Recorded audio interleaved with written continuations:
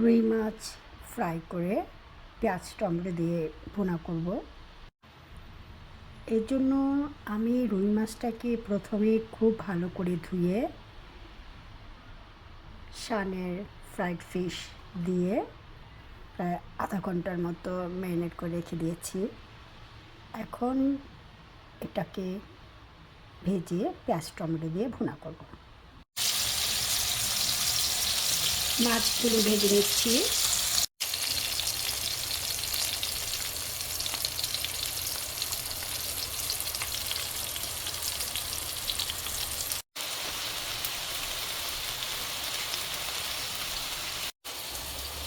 পেঁয়াজটা খুব ভালো করে ভেজে আমি সব রকম মশলা দিয়ে খুব ভালো করে কষিয়ে নিয়েছি। এখন আরও কিছুটা পানি দিয়ে আমি মাছ আর টমেটোগুলো অ্যাড করে দিচ্ছি। ভাজা মাছ দিয়ে দিয়েছি, এখন টমেটোগুলো দিয়ে দিচ্ছি।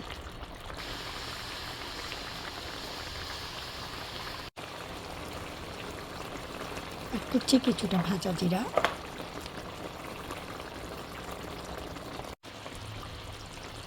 পেঁয়াজ টমেটো দিয়ে রুই মাছ আমার মোটামুটি হয়ে আসছে।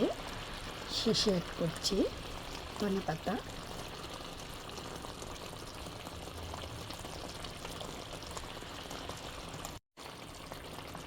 রেডি পেঁয়াজ টমেটো দিয়ে রুই মাছ।